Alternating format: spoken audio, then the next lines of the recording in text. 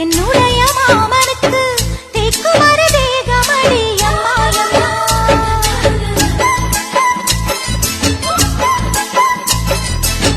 மாமன் பெற்ற பெண்ணுனக்கு மையெழுதும் கண் எதுக்கு என்னை வந்து கொல்லுதடி அம்மா அம்மா